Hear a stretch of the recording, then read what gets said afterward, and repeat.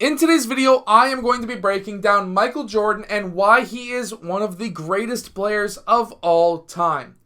He does a ton on the court that you can do as well, and we're going to be breaking that down today so that you can become a better basketball player and maybe add a little bit of Michael Jordan into your game. So let's get down and let's check out MJ and what he did really well. But really quickly, make sure to go check out my shooting workout that is down in the description below. That's going to help you shoot the ball from further away. Okay, so here we have Michael Jordan in the low post, and of course he is getting double teamed right here. When he receives that ball, he gains that double team right away. And a couple of things that he does extremely well. After he receives that ball, he lands on both feet at the same time. He doesn't land one after the other. He lands both at the exact same time. This allows him to choose which one of those pivot feet that he wants to use. As soon as he picks one, he has to go with it. He can't just change it.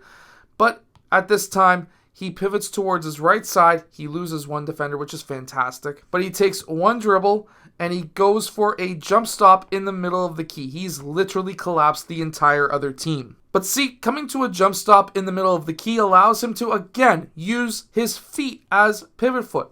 He can choose. He can choose this one. He can choose that one. It don't matter. However, right here, he goes up for a jump shot instead, which is actually the smart idea because if he was to try and fake that shot and step through with a pivot foot, he would have been collapsed on even worse. He would have lost the ball. So MJ is a pretty smart player. He's able to get that fadeaway shot. He's able to create that gap. Of course, you need to create a gap to be able to get a shot off, especially if you've got a tight defender. But how he's able to do it is when he comes to that jump stop, his man is already jumping. That's just something that happened in that era, and that still happens in today's game. People get very jump happy. When he goes up, this guy's on his way back down. However, watch what Michael Jordan is doing. For one, he gets that ball well above his head. He's not shooting from his chest, which means that you need to have the strength to be able to do this. Again, jump or shoot higher or shoot from further away. In the description below, check out the shooting workout. If you want to jump higher, there's a workout for vertical jump as well. That combination is going to help you be able to do stuff like this. However, being able to get that leg out is going to allow him to get his shoulder and elbow in line, which allows him to make that shot. And because he jumped up while this guy was on his way back down, this guy's already landed, and Michael Jordan is now getting his shot off. So it's all about timing your jump for your shot, reading what the defense is going to do, scouting reports, whatever it may be. Figure out who's jump happy, and you can do stuff like this. And yes, MJ did make this shot. Now here's another one where he receives that ball in the low post, again, lands on both feet at the exact same time, keeps the ball nice and high away from his waist, which is great. He takes that dribble. He only takes one dribble to get to that rim. Now, he works extremely well off of 2 feet. Everyone knows that. He gets a ton of vertical off of 2 feet. He gets that ball up. He creates that body contact first. And while you may think, okay, well, this is a circus shot where he just chucks the ball up, this is a highly coordinated shot that he knew that he was going to probably make. He probably practices things like this in private. Remember, there was no internet back then. There was less posting. There was no posting online.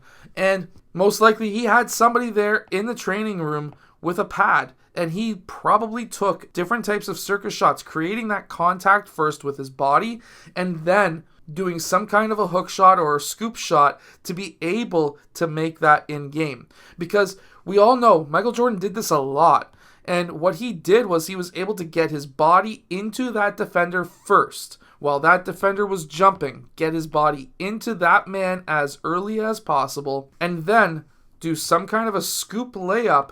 And what you're hoping for is right here, that foul, so that you can make that shot. Now, you may say, well, this doesn't work in youth basketball. Well, it does. The reason why it doesn't work for you is because you're bringing the ball down here. If you keep the ball up here, you're going to allow the referee to see that foul call much more and much more often. If you bring the ball down here, less refs are going to see that foul. Now, I really want to break this one down because this is some of the earliest footage of what now people call the travel that they didn't call back in the day. Which, guess what? They didn't call this back in the day either. And I have to really slow this down. Watch this. This is his pivot foot because now, I'm not saying it's his actual pivot foot, but this is what people would say is his pivot foot, even though it's not. He takes one step, he hasn't gathered yet, takes a second step, hasn't gathered yet, he's gathering in the air. So now that's 2 steps, and then he takes a third step right there.